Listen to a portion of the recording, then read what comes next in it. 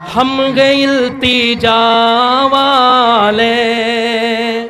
آپ گے عطا والے، ہم گے التجا والے، آپ گے عطا والے، ہم گے التجا والے، ہم گے التجا والے، آپ گے عطا والے، چھیڑنا ہمیں دنیا، چھیڑنا ہمیں دنیا،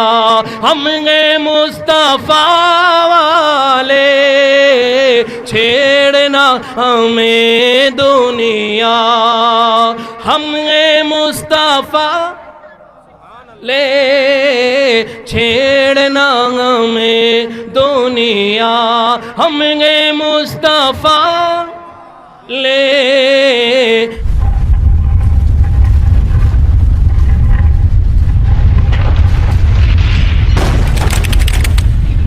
اے سائل سوال کرنے والے، اے سائل سوال کرنے والے، اپنے اس ہاتھ کی ہتھیلی کو کھولنے کے بعد میرے سامنے رکھ۔ مولا علی رضی اللہ تعالیٰ عنہ نے کچھ پڑھا، پڑھنے کے بعد میں مولا علی نے اس سائل کے ہاتھ پر ہتھی پر پھونک ماری اور ارشاد فرمایا، کھولی میرے سامنے گئے، میں تمہیں حکم دے رہا ہوں اسے بند کر لیجئے، اور جنہوں نے تمہیں میرے پاس بھیجا ہے جاؤ انہی کے سامنے اس ہتھی کو کھولنا، اپنی اس ہاتھ کی ہتھیلی کو کھولنا جا کر۔ تو جب مولا علی رضی اللہ تعالیٰ عنہ نے انہیں بھیج دیا نا، تو وہ آئے خوشی سے کہا کہ میں نے جو ہاتھ کی ہتھیلی مولا علی کے سامنے کھولی تھی اس میں کچھ نہیں ہے، لیکن ان کے سامنے جا کر کھولوں گا تو اس میں ہوگا کیا؟ بس صرف دل میں ایک خیال تھا، فکر تھی۔ اللہ مولا علی رضی اللہ تعالیٰ عنہ نے بھیج دیا۔ بھیجنے کے بعد میں جب کفار مشرکین کے پاس وہ سائل آیا تو وہ ٹٹے مار کر ہنسنے لگے، کھلکھلا کر ہنسنے لگے، کہا کہ دیکھو ہم تو یہی سوچ رہے تھے کہ تمہیں خالی ہاتھ لوٹائے گا، لیکن مولا علی کی وصیت پر اس نے عمل بھی کیا اور عمل کر کے دکھلایا بھی۔ جیسے ہی سامنے آیا اس نے سوال کیا، کہا کہ مولا علی نے تجھے کیا دیا ہے؟ کہا کہ لو مجھے یہ دیا ہے۔ خدا کی قسم مورخین لکھتے گئے کہ جب مولا علی نے کفار مشرکین کے سامنے اپنی ہاتھ کی ہتھیلی کو کھولا تو اس کے اندر درہم و دینار کے سکے پڑے ہوئے تھے۔ مولا علی سے پوچھا آپ نے کیا پڑھا ہے؟ آپ نے کیا پڑھا ہے؟ کہا کہ میں نے کوئی وظیفہ نہیں کرا، کوئی اتنا بڑا وظیفہ نہیں کرا، صرف میں نے اپنے نبی سے سنا گئے کہ جو بھی اللہ کے رسول کی بارگاہ میں درود و شریف پڑھتا گئے اللہ تبارک و تعالی اس کے اوپر رحمت نازل فرماتا ہے۔ تو میرا عقیدہ ایمان ہے کہ میں نے 11 مرتبہ اللہ کے رسول کی بارگاہ میں درود شریف پڑھ کر اس کے ہاتھ کی ہتھیلی پر دم کر دیا ہے۔ اللہ کریم نے اپنے 10 رحمتوں کے حصے میں سے ایک رزق کا رحمت بھرا حصہ اس بندے کو عطا فرما دیا ہے۔ تو ہم اپنے دلوں کو صاف کریں، اپنے دلوں کو اتنا صاف کریں، اتنا صاف کریں درود شریف سے۔ روایتوں میں آیا ہے کہ بندہ اگر تنگ دستی میں پھنس گیا ہے استغفار پڑھے، اور تنگ دستی میں پھنس گیا ہے درود شریف کا وظیفہ کرے۔ اللہ تعالیٰ اپنی رحمت سے اپنے حبیب کی بارگاہ میں جب اس کے رسول کی بارگاہ میں جب کوئی مسلمان درود شریف پڑھتا ہے اللہ تعالیٰ اس کے فکر و غم کو دور فرما دیتا ہے، اس کی تنگ دستی کو دور فرما دیتا ہے۔ لیکن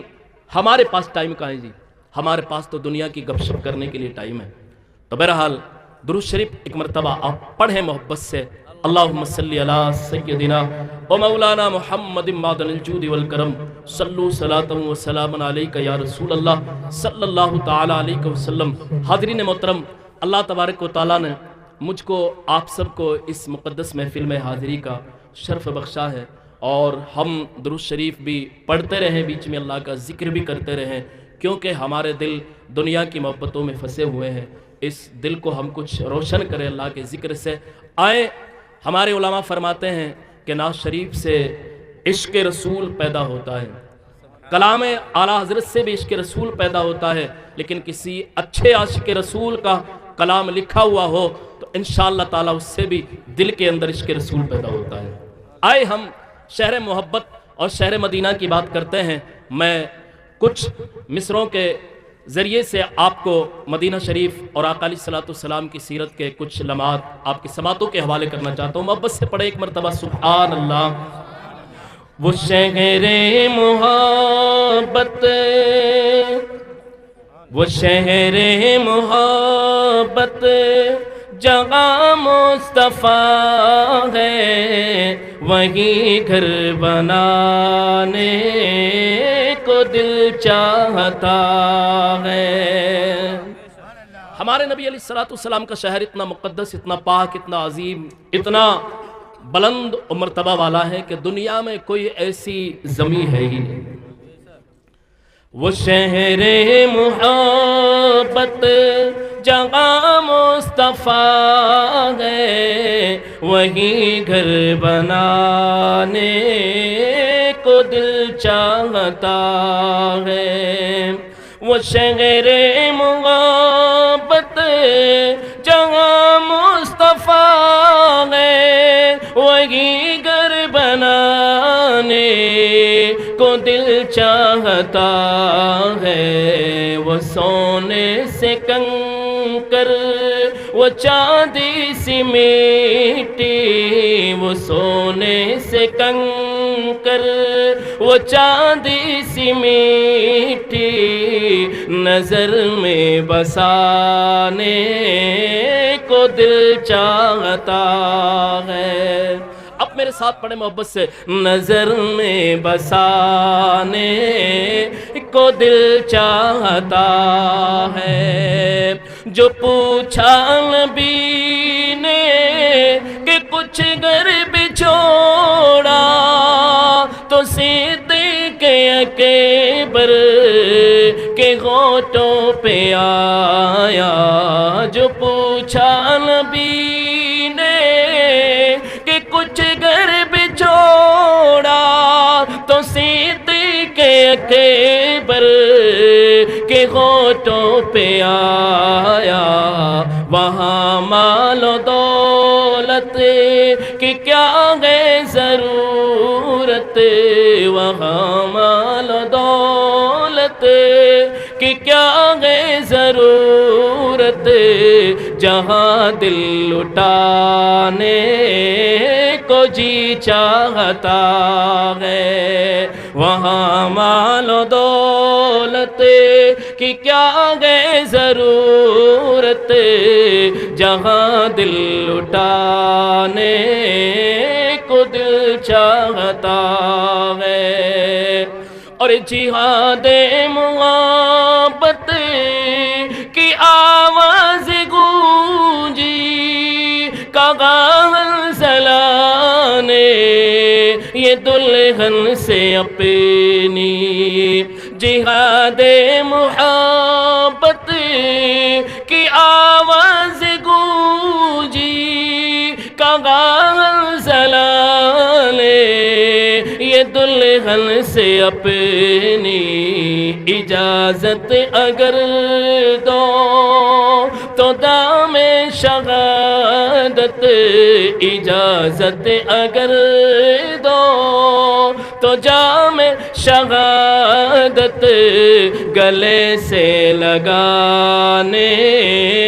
کو دل چاہتا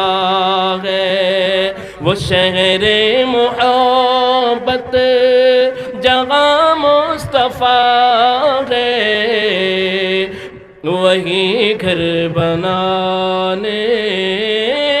کو دل چاہتا ہے۔ اس کلام کا پیارا شعر جو ہے، وہ ننا سا اصغر وہ ایڑی رگڑ کر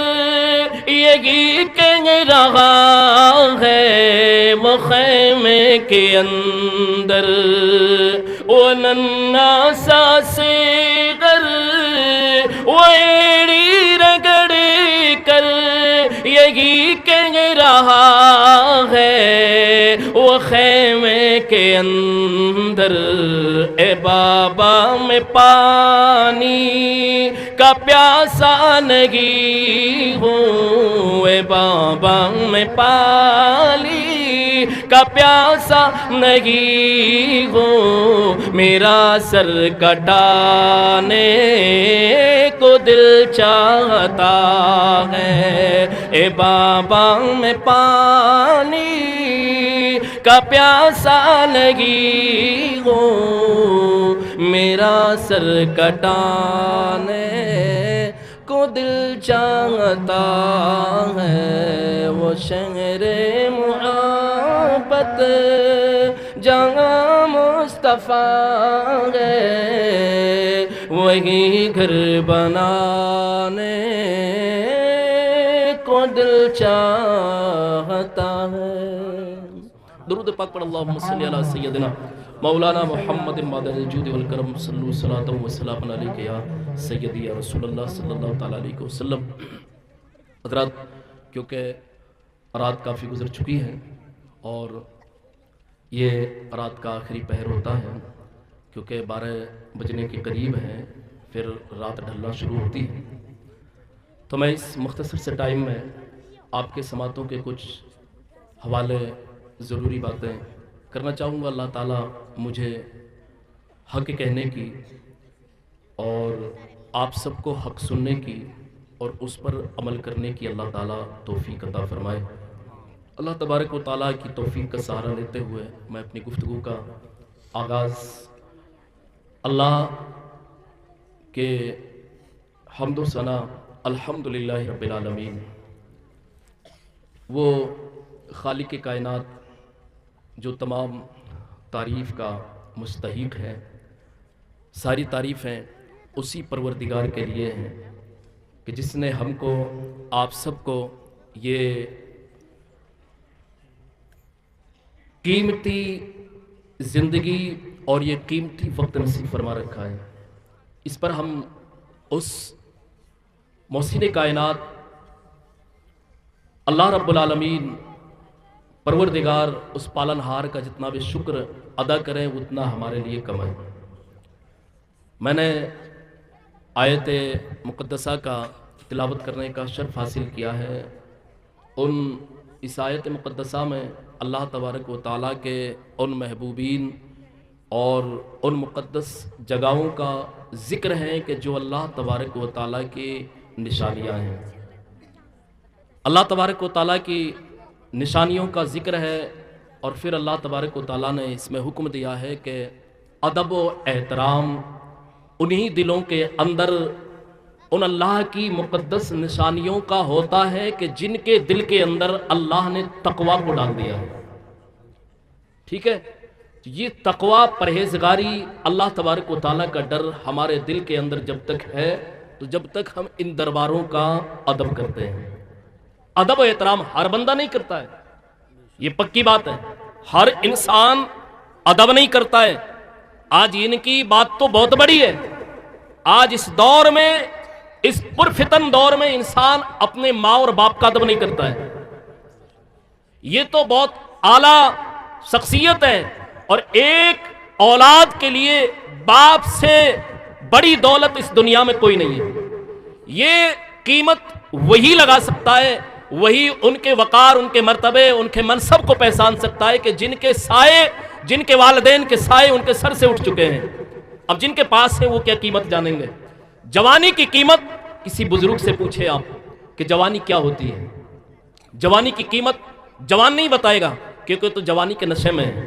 وہ تو جوانی کے نشے میں وہ قیمت نہیں بتائے گا۔ اگر جوانی کی حقیقت میں قیمت پوچھنی ہے اور جاننی ہے اور جوانی کے علم کو جاننا ہے تو کسی عمر رسیدہ انسان کے پاس جا کر پوچھنا کہ اے بزرگ جوانی کیسی ہوتی ہے، تو جب اس کے ہاتھ اور پیر کام چھوڑ جاتے ہیں وہ بتاتے ہیں کہ بیٹا جوانی میں میرے ہاتھ بھی ویسے ہی چلتے تھے جیسے آج تیرے دوڑ رہے ہیں۔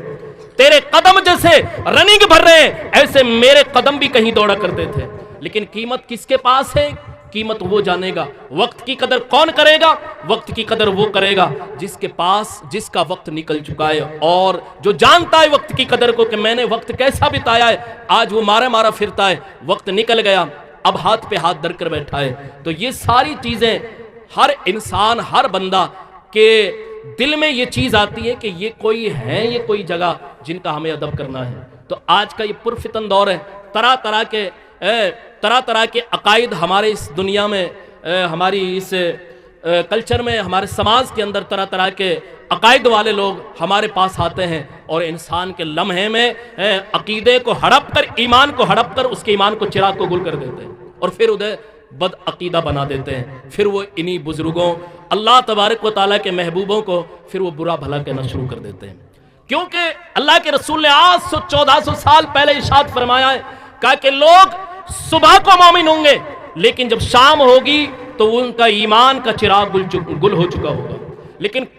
پھر لوگ شام میں مومن ہوں گے لیکن صبح کو بیدار ہونے سے پہلے جب صبح ہوگی تو صبح تک وہ کافر ہو چکے ہوں گے، ایمان سے نکل چکے ہوں گے۔ مسلمانوں، آج ہمیں اپنے ایمان کی بچانے کی ضرورت ہے، اپنے عقائد کو بچانے کی ضرورت ہے، ہمیں اپنے اکابرین کے نقش قدم پر چلنے کی ضرورت ہے، ہمیں صراط مستقیم سے ایک بال برابر ادھر ادھر نہیں ڈگمگانا ہے، کیونکہ ہم تاریخ کو پڑھیں، ہم قرآن کو پڑھیں، احادیث کو پڑھیں، اپنے اکابرین کی زندگی کو پڑھیں کہ انہوں نے اللہ والوں سے کس طرح سے پیار کرا ہے، کس طرح سے محبت کی ہے۔ جب ہمارے سماعتوں کے حوالے ہمارے دلوں کے اندر ان کی عقیدت اور محبت ہوں گی تو میں دعویٰ کرتا ہوں علماء کرام کا جو ایک اسٹیج ہے، علماء کرام کا جو ایک مشن ہے کہ جب انسان اپنے اکابرین کی زندگی پر چلنا شروع کر دیتا ہے تو پھر انسان کی زندگی بھی سنور جاتی ہے، اس کی آخرت بھی سنور جاتی ہے۔ شرط یہ ہے کہ ہم صراط مستقیم پر چلیں، تو ہم اپنے جس کا ہمیں اللہ تبارک و تعالیٰ نے حکم دیا ہے کہ ہم اللہ کے نشانیوں کا ادب اور احترام کریں، تو ادب و احترام کون کرے گا؟ جس کے دل کے اندر تقویٰ ہوگا، جس کے دل کے اندر تقویٰ ہوگا، جس کے دل کے اندر جس دل کے اندر اللہ والوں سے محبت ہوگی، اور جب اللہ تبارک و تعالیٰ کا ڈر اور خوف دل کے اندر آئے گا کہ اگر ان کی ہم سے بے ادبی ہو گئی تو ہمارا کیا بنے گا؟ کیوں؟ اس لیے کہ اللہ والوں کی شان وہ ہوتی ہے کہ ہمیں لباس میں کیسے بھی ہوں، لیکن جب اللہ والوں کی جب شان دیکھتے ہیں ہم تو ان کی شان ہی کچھ الگ ہوتی ہے۔ پھٹے پرانے کپڑوں میں ہوں، پیوند لگے ہوا لباس ہے لیکن پھٹے پرانے کپڑے ہیں، لیکن حقیقت میں ان کی شان کچھ اور ہوتی ہے اور بہت سے ان سے الجھ جاتے ہیں۔ کسی نے کہا ہے کہ غبار آلود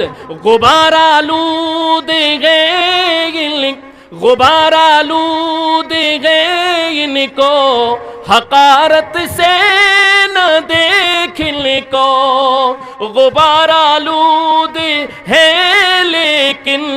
حقارت سے نہ دیکھنے کو، کہ ان کی ٹھوکروں سے زندگی بنتی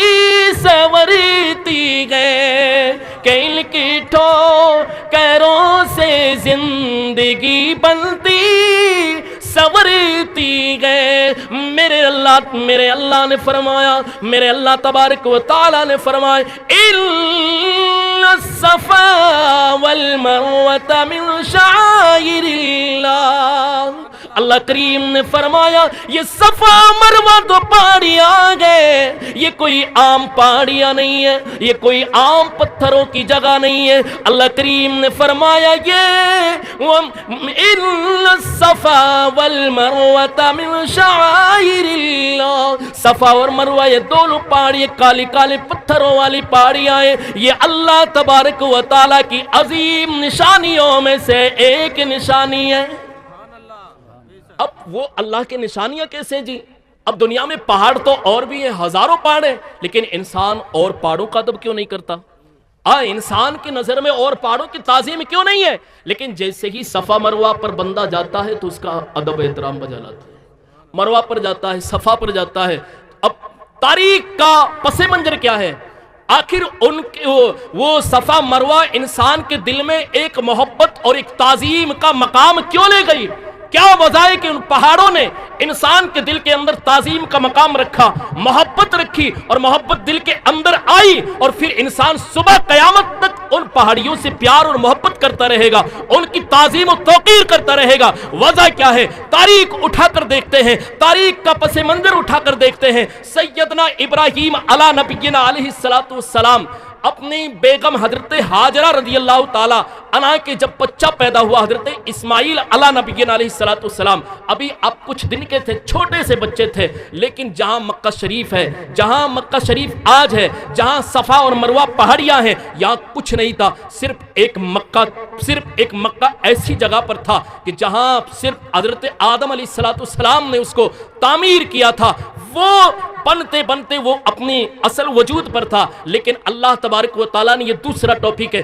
لیکن آپ حضرت ابراہیم علیہ نبینا علیہ السلام نے اپنے بیٹے اور اپنی بیوی کو وہاں تھوڑا سا کھجور اور تھوڑا سا پانی لے کر، کچھ چند کھجور تھے اور تھوڑا سا پانی تھا، ان کو وہاں جہاں کچھ نہیں تھا، جہاں پرندے کہیں نظر نہیں آتے تھے، نہ کوئی درخت کا سایہ تھا، کچھ نہیں تھا، پانی کا ایک قطرہ اس علاقے میں، اس ریگستان کی سرزمین پر نہیں ملتا تھا، حضرت سیدنا ابراہیم علیہ نبینا علیہ السلام جو کہ بڑھاپے میں جس کو اولاد ملی ہو، جس پیغمبر کو میرے رب نے بزرگی میں اولاد عطا کی ہو، لیکن پھر حکم ہو جائے رب کا، اے ابراہیم اپنے بچے کو وہاں چھوڑ کر آئے، اپنے بچے کو اور بیوی کو وہاں چھوڑ کر آئے۔ اللہ حضرت ابراہیم خلیل اللہ اپنی بیگم حضرت ہاجرہ رضی اللہ تعالیٰ عنہ کو لے کر گئے، حضرت اسماعیل علیہ نبینا علیہ السلام کو لے کر گئے، ادھر پانی بھی رکھا، ادھر کھجور بھی رکھی، آپ نے رخ پھیرا،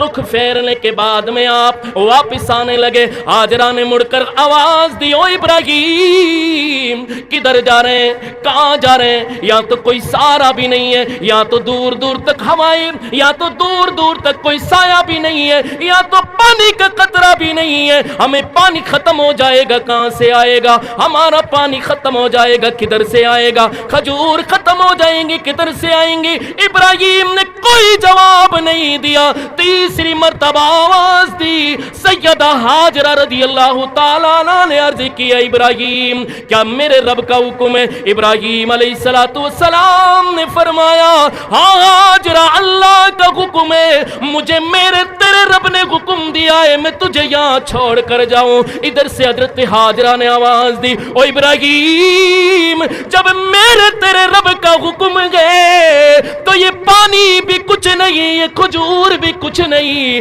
پھر میرا رب مجھے ذائق مجھے میرا رب ہلاک نہیں کرے گا، مجھے میرا رب حلم ضائع نہیں فرمائے گا، مجھے میرا رب یہاں برکت عطا فرمائے گا۔ ابراہیم علیہ السلام نے دعا فرمائی، برکت کی دعا فرمائی، بندوں کے دلوں کو ادھر پھرنے کی دعا فرمائی، کئی ساری ابراہیم نے دعا فرمائی، لیکن جو میں آپ کو بتانا چاہتا ہوں، حضرت سیدہ ہاجرہ رضی اللہ تعالی عنہا پانی بھی ختم، کھجور بھی ختم، اب یہ فکر لائق ہوا کہ پانی کدھر سے آئے گا، بچہ ہلاک ہو جائے گا، کھانا کدھر سے آئے گا، بچہ ہلاک ہو جائے گا۔ پہلی آپ نے جو دوڑ بھری وہ صفا مرو صفا کی طرف گئی، صفا پہاڑی کی طرف گئی، ادھر بھی دور دور تک نظر پھیلائی، کوئی سارا نظر نہیں آیا، ادھر سے واپس آئی، پھر جو برابر حصہ ہے زمین کا وہاں آپ کو بچہ دیکھنا بند ہوا، پھر دوڑ لگائی، پھر دوڑ لگانے کے بعد میں مروہ پہاڑی پر آئی، اسی طرح سے 7 چکر لگائے، اللہ تبارک و تعالیٰ کا کرم ہوا، جبریل امین کو بھیجا، ابراہیم حضرت اسماعیل علیہ السلام کے مقدس ایڑیوں سے، ایک روایت میں حضرت اسماعیل کی مقدس ایڑیوں سے پانی نکلا، ایک روایت میں حضرت جبریل آئے، اپنے پر کو مارا، زمین سے پانی کا چشمہ ابلا، سیدہ ہاجرہ رضی اللہ تعالیٰ عنہ آئی، دیکھ کر خوش ہوئی، کہا کہ جس کے لیے میں ادھر ادھر جا رہی ہوں وہ تو اللہ کی نعمت یہی موجود ہے۔ تو میرے رب قدیر نے فرمایا، میرے رب قدیر نے پوری امت کے لیے، پوری نوع انسانیت کے لیے، میرے محبوب اکرم صلی اللہ تعالیٰ علیہ وسلم کے لیے، حضرت ہاجرہ نے اس پانی کے ارد گرد گرد مٹی لگائی اور ارشاد فرمایا زمزم پانی ٹھہر جا ٹھہر جا، پانی ٹھہر گئے۔ میرے آقا نے ارشاد فرمایا اگر حضرت ہاجرہ رضی اللہ تعالیٰ عنہ اگر یہ نہ کہتی اسماعیل کی امی زمزم ٹھہر جا تو یہ پورا جزیرہ عرب کے لیے پانی کافی ہو جاتا، پورے جزیرہ عرب کے لیے پانی کافی ہوتا، پورے جزیرہ عرب میں یہ پانی بہہ جاتا، سب کے لیے کافی ہوتا۔ اگر اسماعیل کی امی کیا نہ کہتی، زمزم نہیں کہتی۔ جب اسماعیل کی امی کا یہ پورا کام ہوا، اللہ تبارک و تعالیٰ نے اپنے امام الانبیاء صلی اللہ تعالیٰ علیہ وسلم کو بھیجا۔ حضرت اسماعیل علیہ السلام کی وہاں پھر سب کچھ ہوا، وہاں پھر ایک بہت بڑی وادی اور ایک بہت بڑی آبادی وہاں ایک بس گئی۔ اللہ تبارک و تعالیٰ کو انسان اس زمانے سے لے کر آخر چلتا رہا، لوگ بھولتے رہے۔ صفا پر ایک بت کو گاڑا، مروہ پر ایک بت کو گاڑا، دو بتوں کو گاڑا۔ اسلام کے اندر بت پرستی ناجائز و حرام تھی، شرک تھی، لیکن وہاں کفار مشرکین وہاں اپنے بتوں کی عبادت کیا کرتے تھے۔ اللہ کے رسول کے صحابہ کرام جب کلمہ پڑھتے گئے، اسلام میں داخل ہوتے گئے، وہ بت وہاں بھی موجود ہیں۔ اللہ اکبر۔ اللہ کے رسول صلی اللہ تعالی علیہ وسلم کی بارگاہ میں عرض کی یا رسول اللہ، یا کفار و مشرکین کے بتیں ہم صحیح کرتے ہیں، ہمیں پریشانیاں ہوتی ہے، ہم صحیح کرتے ہیں پریشانیاں ہوتی ہے۔ میرے رسول نے فرمایا تم بتوں کو نہ دیکھو، اللہ کریم کا حکم دیکھو کہ اللہ نے اس صفا مروہ کی پہاڑی پر صحیح کرنے کو واجب قرار دے دیا ہے، واجب قرار دے دیا ہے۔ ہر حاجی کے لیے، ہر عمرہ کرنے والے کے لیے یہ ضروری اور واجب ہے۔ اگر وہ صحیح نہیں کرے گا اس کے فرض کو قبول نہیں کیا جائے گا، صحیح نہیں کرے گا اس کا عمرہ قبول نہیں کیا جائے گا۔ وہ میری بندی، میری ولیہ ہاجرہ کی سنت کو ادا نہیں کرے گا، اس کا حج مقبول نہیں، کیونکہ حج کے اندر اسے واجب اور سنت قرار دے دیا ہے۔ اللہ صحابہ نے میرے رسول کی بارگاہ میں عرض کی یا رسول اللہ بتوں سے پریشانیاں ہوتی ہے۔ میرے نبی نے فرمایا تم بتوں کو نہ دیکھو، تم تو یہ دیکھو کہ یا اللہ کی ولیہ حضرت ہاجرہ کی سنت کو ہم ادا کر رہے ہیں۔ تم ان کو نہ دیکھو، ہم تو یہ دیکھو کہ جو اللہ کی نشانیوں میں سے یہ دو نشانی ہے صفا اور مروہ، ہم تو ان کی تعظیم میں اس لیے کھڑے ہیں، اس لیے دوڑ رہے ہیں کہ یہاں اللہ کی ولیہ حضرت ہاجرہ رضی اللہ تعالی عنہا نے دوڑ بری ہے۔ کبھی آہستہ چلتا ہے، لیکن یہاں آپ یاد رکھیں کہ جو حضرت ہاجرہ رضی اللہ تعالیٰ عنہ کی جو سنت مبارکہ ہے اسی سنت پر انسان وہاں صحیح کرتا ہے۔ جہاں حضرت ہاجرہ آہستہ گئی ہے تو بندے کے لیے حکم ہے آہستہ چلے، جہاں آپ نے دوڑ لگائی ہے وہاں بندے کے لیے حکم ہے، چاہے جوان ہو، چاہے بوڑھے ہو، چاہے بچے ہو، کوئی بھی ہو، جس کے لیے بھی وہاں اللہ تبارک و تعالیٰ جانے کی توفیق عطا فرماتا ہے اس کے لیے حکم ہے کہ جہاں دوڑنا ہے وہاں تجھے دوڑنا ہی پڑے گا۔ کیوں؟ اس لیے کہ تو اپنے من مانی وہاں حج اور صحیح نہیں کر سکتا، وہاں تو وہی کرنا ہے جو میرے محبوبوں نے ادائے، ان محبوبوں کی اداؤں کو تمہیں زندہ کرنا ہے، اور اسی کا نام ہے کہ تم اللہ کے محبوبوں کی پورے حج بیت اللہ میں اللہ کے محبوبوں کی اداؤں کو ادا کرنا، یہی حج کا نام حج ہے، اسی کو حج کہا جاتا ہے۔ تو مسلمانوں ہمیں اور آپ کو اس اسلام کے اندر ہمیشہ سے ابتدا سے لے کر اور آخر اور انتہا تک رہے گا، صبح قیامت تک جن کے دلوں کے اندر اللہ نے اللہ والوں سے محبت رکھی ہے وہ ہمیشہ اللہ کے نشانیوں کی تعظیم اور توقیر کرتے رہیں گے۔ ٹھیک ہے، دوسری بات، ہم قرآن سے ہمیں ملا کہ ہم اللہ کے نشانیوں کی تعظیم کریں۔ اب اللہ کی نشانیوں میں بہت ساری جگہ ہے، صفا مروہ لے لیجئے، مدینہ طیبہ لے لیجئے، مکہ شریف لے لیجئے، اس لیے کہ وہاں کی ہر ایک ذرہ تعظیم کے لائق ہے۔ اللہ کی نشانی جسے دیکھ کر اللہ کی یاد آ جائے، یہ اللہ کے محبوب بندے۔ ہم دنیا میں کہیں بھی کیسے بھی بھاگم بھاگ کریں، لیکن جب ان کی بارگاہ میں آئے تو ہم ادب اور احترام کے ساتھ آئے، ادب و احترام کے ساتھ میں جو ہمارے اکابرین نے جو طور طریقے بیان فرمائے۔ آج کیا حال ہے جی؟ آج مزاروں پر لوگ باپ بھی اپنے بہن بیٹیوں کو لے کر آتے ہیں، پھر وہاں کوئی کہتا ہے کہ جی مجھے حاضری آ رہی ہے، کوئی کہتا ہے کسی حاضری آ رہی ہے۔ ابے حاضری کا وہاں نام کیا ہے؟ وہ اللہ والے اتنے پاورفل ہے کہ وہاں سے یہ بلائیں تو دور کوسوں دور رہتی ہیں، وہاں آنے کا کوئی مسئلہ نہیں. ایک بار سرکار پیر و مرشد علیہ رحمہ تو رضوان نے ہمارے بستی کے اندر ایک ایسا ہی مسئلہ آیا تھا، تو وہاں لوگ حاضری کے لیے آتے تھے. تو ہم حضرت کی بارگاہ میں جب آپ وہاں میں الور کی سرزمین پر قیام تھا آپ کا ٹھیکیدار کے گھر پر، تو ہم وہاں گئے 2 4 5 لوگ، میں بھی ان میں تھا. تو میں نے خود تحریر لکھی تھی اور آپ کی بارگاہ میں عریضہ پیش کیا تھا. تو آپ نے ارشاد فرمایا تھا، آپ کا جو ارشادی کلام، جو آپ کے ارشادی کلمات ہیں وہ یہ ہیں کہ کچھ ایسے کلمات، کچھ ایسے حالات ہوتے ہیں کہ کچھ تو عورتیں کیا نام ہے فرضی ہوتی ہیں کہ جو اپنے گھر سے آتی ہیں اور وہاں صرف بدماشیاں کرنے آتی ہیں، اور کچھ حقیقت ہوتی ہے کہ جن کے اوپر حقیقت میں روحانی مرض ہوتا ہے تو ان کا علاج وہاں ہو جاتا ہے. لیکن پھر کہا کہ پھر بھی انسان کو پرہیز کرنا چاہیے کہ کہیں علاج کے چکر میں اپنے ایمان اور عقیدے کی خرابی کرنا بیٹھے ہو. یہ کن کا فرمان ہے؟ جن کے دامن کو ہم نے تھاما ہے. ٹھیک ہے، آج ہم نے کیا ڈھکوسلا بنا رکھا ہے، تو ہم ان کا ادب اس لیول سے کریں، اس حساب سے کریں، اور اس مرتبے اور اس قانون سے کریں کہ جو شرع نے ہمیں سکھایا ہے، جو علماء نے ہمیں بتایا ہے، جو ہمارا اکابرین کا طریقہ رہا ہے. اگر کسی کے ولی کے دربار میں جاؤ تو کہو السلام علیکم یا ولی اللہ، اے اللہ کے ولی آپ پر سلام ہو.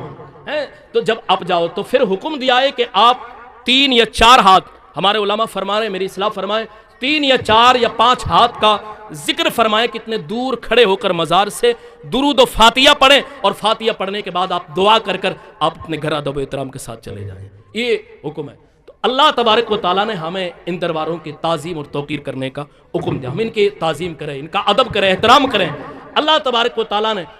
وَمَن يُعَظِّمْ شَعَائِرَ اللَّهِ فَإِنَّهَا مِن تَقْوَى الْقُلُوبِ. تو اللہ تبارک و تعالیٰ نے جو کہ اے انسان، تمہارے دلوں کے اندر اگر تقوی ہے، پرہیزگاری ہے، اللہ کا خوف ہے تمہارے دلوں کے اندر، تو اللہ تبارک و تعالیٰ تمہارے دلوں کے اندر پھر یہ بھی ڈالے گا کہ تم اللہ کے نشانیوں کا ادب و احترام کرو.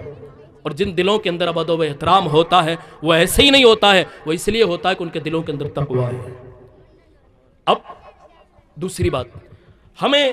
پتہ چلا کہ اللہ تبارک و تعالیٰ کی یہ وہ یادگار ہیں، وہ نشانیاں ہیں، اللہ کے محبوبین بندے ان میں جلوہ فرما ہیں، ان میں آرام فرما ہے. حدیث پاک میں آتا ہے اللہ کے رسول صلی اللہ تعالیٰ علیہ وسلم کے جسم سے جو بھی چیز مس ہوئی وہ دنیا میں تبرک بن گئی، دنیا میں عظیم بن گئی، دنیا کے لیے ایک نشانی بن گئی. اللہ کے رسول صلی اللہ تعالیٰ علیہ وسلم کے جسم کا جو بھی، چاہے ناخن ہو، چاہے بال مبارک ہو، آپ نے 12 سنائے. حضرت خالد بن ولید رضی اللہ تعالیٰ عنہ کی شان کتنی بڑی تھی، آپ نے نہ جانے کتنے جنگوں کو فتح یابی آپ کو حاصل ہوئی تھی. حضرت خالد بن ولید رضی اللہ تعالیٰ عنہ ایک جنگ میں تھے تو آپ کے سر سے ٹوپی زمین پر گری، میں بالکل بیچ جنگ میں. حضرت خالد بن ولید رضی اللہ تعالیٰ عنہ نے اپنی جان کی پرواہ نہیں کی، اپنے اوپر تلواریں چلیں اس کی پرواہ نہیں کی. ادھر تلواریں بھی لہرا رہی ہیں، ادھر بھالے بھی لہرا رہے ہیں، سارے ادھر سے وار ہو رہے ہیں، لیکن آپ اپنی ٹوپی کی تلاش میں میدان کے اندر، میدان کارزار میں آپ ٹوپی کو تلاش کر رہے ہیں. لیکن جب اللہ کریم نے حضرت خالد بن ولید کو فتح یابی عطا فرمائی، لوگوں نے آپ کو چاروں طرف سے گھیرا اور سوال کیا، حضور آپ اتنے بہادر ہیں، آپ اتنے شجاعت والے، آپ اتنے طاقتور انسان ہیں، آپ اتنے ہنرمند انسان ہیں، لیکن آپ میدان جہاد کے اندر، میدان جنگ میں آپ کیا تلاش کر رہے تھے؟ معمولی ٹوپی تھی، ٹوپی تو آپ اور بھی لے لیتے، معمولی آپ کی ٹوپی تھی، ٹوپی تو اور بھی خرید لیتے. کہا کہ لوگوں تمہیں کیا پتا میں اس ٹوپی کو کیوں تلاش کر رہا ہوں، میں اس ٹوپی کو اس لیے تلاش کر رہا ہوں، میری ساری فتح یابی کا راز اس ٹوپی کے اندر ہے، میری کامیابی کا راز اس ٹوپی کے اندر چھپا ہوا ہے. کہا کہ وہ کیا ہے؟ آپ نے فرمایا اس ٹوپی کے اندر اللہ کے رسول صلی اللہ تعالیٰ علیہ وسلم کا بال مبارک ہے، جس کی برکتوں سے اللہ کریم مجھے جنگوں میں کامرانی اور فتح یابی عطا فرماتا ہے. سب سے اعلیٰ مولا ہمارا نبی، دونوں عالم عالم کا دولا ہمارا نبی، اولیاء سے رسول اور رسول، اولیاء سے رسول اور رسولوں سے اعلیٰ ہمارا نبی، خلق سے اولیاء، اولیاء سے رسول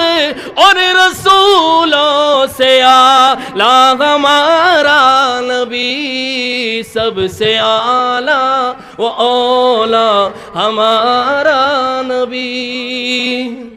ہمیں اللہ تبارک و تعالیٰ نے حکم دیا کہ ہم اپنے اکابرین کے جو بھی ان کے جسم سے جو چیز مس ہو جائے ہم ان کا ادب اور احترام کریں،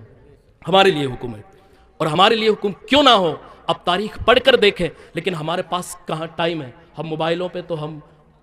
میوات کا تو ایسا حال ہے، جو ہمارا میوات چھیتر ہے پورا، تو میوات وہ اس پہ کیا نام موبائل پہ اور کچھ نہیں دیکھتے، وہ تو طرح طرح کے وہ شیطانی سنگیت سنتے ہیں کہ جن کا ایک لفظ انسان کو کفر کے دروازے پر دھکیل دیتا ہے، کیونکہ وہ صحیح سمجھ کر انہیں سکون ملتا ہے، صحیح سمجھ کر سنتے ہیں۔ اور کوئی غلط چیز کو صحیح سمجھ کر سنتا، علماء یا تشریف فرمائے اگر کوئی حرام چیز کو صحیح سمجھ کر کرتا ہے تو اللہ تبارک و تعالی کا وہ بندہ اپنے ایمان سے اس کا صفایا ہو جاتا ہے، ایمان سے وہ بار ہو جاتا ہے، کیونکہ جو ناجائز و حرام چیز کو صحیح سمجھ کر اور اپنے طبیعت میں اس کو اچھا سمجھ کر کرتا ہے اور مزے کے طور پر اسے پھر اپنے یوز اور استعمال کرتا ہے، تو علماء فرماتے ہیں کہ وہ بار ہو جاتا ہے۔ اب آپ اندازہ لگائیں کہ اتنا سخت حکم شرع ہے تو ہم اپنے دلوں میں کیونکہ اور حدیث پاک میں بھی آتا ہے کہ جو گانا زیادہ سنتا ہے اس کے دل کے اندر نفاق پیدا ہوتا ہے، منافقت پیدا ہوتی ہے، گانا سننے سے دل کے اندر منافقت پیدا ہوتی ہے۔ ہم موبائل اگر استعمال کریں تو تاریخ سنیں، اسلام کی ہسٹری سنیں، اسلام کے اکابرین کی ہسٹری سنیں۔ تاریخ پڑھنا نہیں آتا ہے تو ہمیں ایسے چینل یوٹیوب کے اوپر ہیں کہ جو آپ کو اسلام کی پوری ہسٹری بتائیں گے، اسلام کی پوری تاریخ کو آپ کے سامنے کھول کر رکھ دیں گے، لیکن ہمارے پاس ٹائم کہاں ہے۔ آپ ہندوستان کی تاریخ اٹھا کر دیکھیں، اللہ والوں سے جنہوں نے پیار کیا ہے، اللہ کی ان مقدس نشانیوں سے، اللہ کے مقدس بندوں سے، محبوبوں سے جنہوں نے پیار کرائے، میرے رب نے انہیں دنیا کے سامنے رسوا نہیں کرائے، اللہ تبارک و تعالیٰ نے انہیں دنیا کے سامنے سرخ روئے فرمایا ہے، سرخ رو فرمایا ہے۔ پروردگار نے ان کو عزت دی ہے دنیا میں۔ حضرت محمود غزنوی رحمۃ اللہ تعالیٰ علیہ کی سیرت پڑھ کر دیکھیں آپ، اللہ والوں کی محبت کی، اللہ والوں سے پیار کیا، اللہ کے نشانیوں سے پیار کی، اللہ کے بندوں سے جو چیز مس ہوئی اس کا احترام کیا، اس کی تعظیم کی۔ آپ اپنے ابو الحسن خرقانی رحمۃ اللہ تعالیٰ علیہ جب ہندوستان آپ آئے تھے، محمود غزنوی رحمۃ اللہ تعالیٰ علیہ جب محمود غزنوی ہندوستان آئے تھے تو آنے کے بعد میں سومناتھ مندر ایک بہت بڑا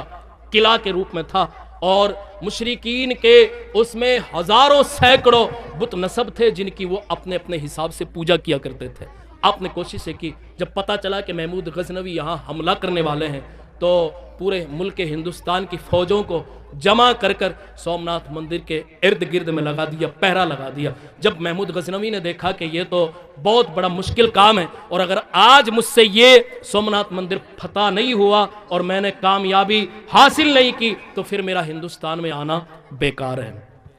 اللہ حضرت محمود غزنوی اپنے پیر و مرشد ابو الحسن خرقانی رحمت اللہ تعالیٰ علیہ کے دربار میں تشریف لے گئے، عریضہ پیش کیا، حضور میں ملک ہندوستان آیا ہوں، وہاں اس سومناتھ کو میں فتح کرنا چاہتا ہوں، لیکن مجھے ناممکن کے آثار نظر آ رہے ہیں کہ میں اس میں کامیاب نہیں ہو پاؤں گا، میں اس میں ناکام ہو جاؤں گا، میرے لیے دعا فرمائے، میرے لیے کامیابی کی دعا فرمائے۔ لوگوں یہاں سے پتا چلا کہ جب لوگوں کو اس زمانے میں جب کوئی مشکل پیش آتی تو وہ اللہ کے ولیوں کی بارگاہ میں جاتے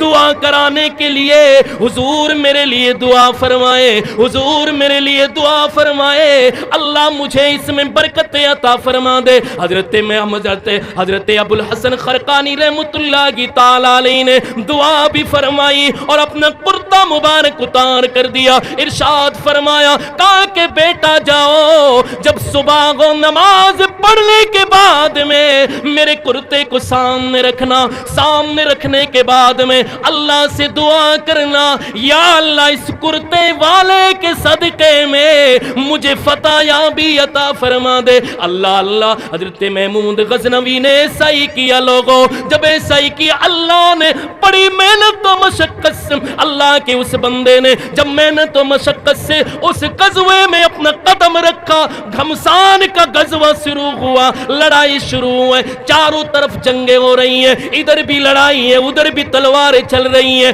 اللہ اللہ دعا تو مانگ چکے تھے، یا اللہ فتح یاب عطا فرما دے۔ ادھر میرے رب قدیر نے ابو حسن خرقانی رحمت اللہ تعالی علیہ کے ذات کے صدقے، ان کے کرتے کی برکت سے حضرت محمود غزنوی کو اللہ نے کامیابی عطا فرمائی، سومناتھ مندر کو فتح کر لیا۔ اللہ اللہ جب فتح کیا، ادھر ساری چیز سے فارغ ہوئے، اپنے پیر کی بارگاہ میں گئے، جانے کے بعد میں عرض کی، اے میرے پیر و مرشد، اے میرے آقا،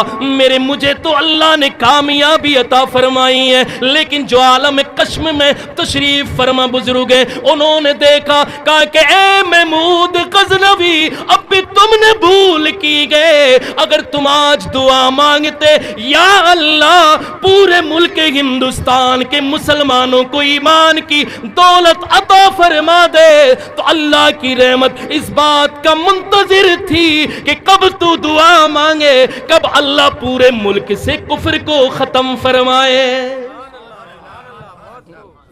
لیکن یہ کب تک تھا جی؟ آج نہیں، آج تو کوئی جائے گا نا تو کہے گا کہ یہ تو بھیا شرک کرنے گیا، یہ تو بدعتی ہے، لیکن یہ ان کے نصیب میں، اور یہ ہمارے، آج ہم بھی اس چیز سے پلپلے ہو چکے ہیں، ہمارا بھی عقیدہ اور ہمارا بھی یہ صحیح چیز نہیں رہی ہمارے درمیان، کہا کہ ہم اللہ والوں سے پیار کریں، اور ہم پیار کرتے ہیں تو کوئی اپنے مقصد کے لیے، کوئی اپنے مطلب کے لیے پیار کرتے ہیں، ٹھیک ہے، جب تک مطلب ہے پھر پورا کام، لیکن ان کا پیار مطلب کے لیے نہیں تھا، ان کا پیار دنیا کی کامیابی کے لیے بھی تھا، اپنی بھی کامیابی کے لیے تھا، اور دین و دنیا کی کامیابی کے لیے تھا، سارا کام ان کا اسلام کے لیے تھا۔ اس لیے انہوں نے ایک جسمانی طاقت کی بھی انہیں ضرورت پڑتی تھی، اور روحانی طاقت کی بھی ضرورت تھی انہیں، اور دعاؤں کی بھی ضرورت تھی انہیں، تو جب روحانی طاقت ان کے پاس نہیں رہتی تو اللہ والوں کے دربار کو کھٹکھٹاتے، اگر دعاؤں کی ضرورت پڑتی اللہ والوں کے دربار کو کھٹکھٹاتے، اللہ والے یا تو انہیں دعا کرتے یا اپنے پہنا ہوا کرتا کوئی بھی شے انہیں عطا فرما دیتے، کہا کہ جاؤ بیٹا، ان کے وسیلے سے اللہ تعالیٰ تجھے کامیابی عطا فرما دے گا۔ عقیدہ تھا، یہ ہمارے اکابرین کا عقیدہ رہا ہے، لیکن ہم اس سے بیک ہو رہے ہیں۔ آج نوجوان طبقے کو دیکھیں، نوجوان طبقہ بالکل، اسے نماز سے کوئی تعلق نہیں، اسے روزوں سے کوئی تعلق نہیں، اسے دین سے کوئی تعلق نہیں۔ آج ہر ایک مذہب والا اپنے مذہب کی کتنی سیکورٹی کر رہا ہے، کتنی پابندیاں کر رہا ہے، کتنی دیکھ بھال کر رہا ہے، کتنی حفاظت کر رہا ہے، ہر ایک مذہب کے بندے کو دیکھ لیجیے آپ، لیکن ایک مسلمان ہے نا، وہ اپنوں کی ٹانگ کھینچنے میں لگا ہوا ہے، کہا کہ یہ مولوی آگے نہیں بڑھنا چاہیے، مولوی کیسے بڑھ رہا آگے، تو پھر عوام میں کوئی آگے گیا، کہا کہ یہ آگے کیوں بڑھ رہا ہے، اسے پیچھے کرو۔ ایسا نہیں ہے میرے بھائی، ایسا نہیں ہے میرے بھائی، ہم اپنے اعمال کو بھی سدھاریں، اپنے عقیدے کو بھی سدھاریں۔ اعمال، عقیدہ بھی ہمارے لیے بہت ضروری ہے، عقیدہ صحیح ہے، اعمال رب کی بارگاہ میں قبول ہے۔ عقیدہ خراب ہے، کتنے بھی ہم کچھ کریں، عقیدہ گندا ہے ہمارا، کچھ بھی کریں سب ہمارے منہ پر مار دیا جائے گا۔ حضرت انس رضی اللہ تعالیٰ عنہ، یہ وہ صحابی رسول ہیں جنہوں نے اللہ کے رسول صلی اللہ تعالیٰ علیہ وسلم کی 10 سال خدمت کی۔ کتنی؟ بولے یار، اب تو بول رہے یار، آپ کی سمجھ میں آ رہی ہے کہ نہیں آ رہی؟ مجھے تو لگ رہا ہے پیچھے والے بیٹھے نہیں، بالکل آرام سے بیٹھے، کہا کہ اگلے والے ہمارا کام کر رہے ہیں۔ ایک بار ہاتھ اٹھا کر بولے، سستی کو بھگائے، سبحان اللہ۔ چادروں میں سے ہاتھ باہر کریں، محبت سے پڑھے، یا رسول اللہ، ہم گئے التجا والے، آپ گئے عطا والے، ہم گئے التجا والے، آپ گے عطا والے، ہم گے التجا والے، ہم گے التجا والے، آپ گے عطا والے، چھیڑنا ہمیں دنیا، چھیڑنا ہمیں دنیا، ہم گے مصطفیٰ والے، چھیڑنا ہمیں دنیا، ہم گے مصطفیٰ لے، چھیڑنا ہمیں دنیا، ہم گے مصطفیٰ لے۔ حضرت انس رضی اللہ تعالیٰ عنہ نے میرے نبی کی 10 سال خدمت کی۔ انس فرماتے ہیں میں نے کبھی بھی اپنے آقا کو مجھ سے کوئی بھی خلاف طبیعت بات ہوئی، میرے آقا نے جس چیز کا مجھے حکم دیا کسی وجہ سے میں بھول گیا اور نہیں کر پایا، حضرت انس فرماتے ہیں میرے آقا کی اتنی عظیم ذات ہے، اتنے اچھے اخلاق والے میرے مصطفیٰ ہیں، جو اس چیز کا مجھے حکم دیا اگر کسی وجہ سے وہ مجھ سے نہیں ہوئی تو میرے نبی نے مجھے ڈانٹا نہیں ہے، پھٹکارا نہیں ہے، لیکن میں نے کوئی ایسا کام کر لیا جس چیز سے میرے نبی نے منع فرمایا اور میں نے وہ کر لیا کسی وجہ سے، تو میرے نبی تب بھی ناراض نہیں ہوئے، تب بھی مجھے پھٹکارا نہیں، تب بھی مجھ سے میرے آقا علیہ السلام ناراض نہیں ہوئے۔ انس رضی اللہ تعالیٰ عنہ روایت فرماتے ہیں میرے آقا علیہ السلام مسجد نبوی میں یا اپنے مقدس صحابہ کے درمیان تشریف فرمائے، میرے نبی علیہ السلام نے فرمایا لوگوں انصار سے جو تم میں سب سے پہلے ایک بندہ آنے والا ہے جو جنتی ہے وہ انصار سے ہے، سب سے پہلا تم میں ایک بندہ آئے گا، ابھی آئے گا اور وہ جنتی ہے اور وہ انصاری صحابی ہے۔ آیا، آنے کے بعد میں سب سے پہلا ایک انصاری آیا، انصاری سب خوش ہوئے، دوسرے دن پھر وہی کہا تم میں جو سب سے پہلے آئے گا بندہ وہ جنتی ہے، پھر دوسرے دن وہی صحابی وہی انصاری آئے، تیسرے دن بھی میرے آقا نے فرمایا تم میں جو سب سے پہلے یہاں آئے گا ابھی ایک آنے والا ہے جنتی شخص کی زیارت کرنا، پھر تیسری مرتبہ وہی انصاری آئے۔ حضرت عبداللہ بن حضرت عمر بن عاص رضی اللہ تعالیٰ عنہ نے اپنے دل کے اندر عید کیا میں اس بندے کے عمل کو دیکھوں، میں اس بندے کے عمال کو دیکھوں یہ کرتا کیا ہے، 3 دن سے آ رہا ہے، میرے نبی نے جنت کی بشارت اسے دی ہے، اللہ اس کے پیچھے ہو لیا، گھر پر پہنچ گیا، المختصر گھر پر جانے کے بعد میں کہا میں میرے ماں سے میرے باپ سے میرا جھگڑا ہو گیا ہے، آپ مجھے اپنے گھر ٹھہرائیں گے کہ نہیں؟ کہا کہ میرے گھر پہ ٹھہریے۔ فرماتے میں 3 دن اس انصاری کے گھر پر رہا، رات میں بھی بیدار رہا، وہ سوتا ہے نماز پڑھ لیتا ہے سو جاتا ہے، پھر صبح میں کھڑا ہوتا ہے وضو کرتا ہے سو جاتا ہے، لیکن کروٹ بدلتا ہے، اللہ کا ذکر کرتا ہے، اللہ کرتا ہے، کروٹ بدلتا ہے، اللہ کا ذکر کرتا ہے۔ 3 دن گزر گئے، اس نے پھر سوال کیا، حضرت عمر بن عاص رضی اللہ تعالیٰ عنہ نے کہا کہ انصاری شخص اے میرے بھائی یہ تو بتائیے جو میرے آقا نے تجھے 3 دن سے جنت کی بشارت دی گئے تیرا عمل کیا ہے جس کے عوض میں میرے آقا نے تجھے جنت کی بشارت عطا فرمائی ہے؟ کہا کہ تم نے کیا دیکھا ہے؟ تم نے کیا دیکھا ہے؟ کہا کہ میں نے تو کچھ نہیں دیکھا، صرف نماز پڑھتے ہو، وضو کرتے ہو، رات میں کروٹ لیتے ہو، اللہ کا ذکر عطا کرتے ہو۔ کہا کہ صرف اتنا ہی کرتا ہوں۔ کہا کہ یہ تو ہم بھی کرتے ہیں، یہ تو ہم بھی کرتے ہیں، لیکن ہمیں تو ایسی بشارت نہیں ملی، اور ہم سے تو آقا علیہ السلام نے ہمارے بارے میں تو نہیں کہا کہ ابھی آ رہا ہے فلاں بندہ جس کو دیکھنا ہو وہ جنتی ہے اسے دیکھ لے۔ حضرت عمر بن عاص رضی اللہ تعالیٰ عنہ نے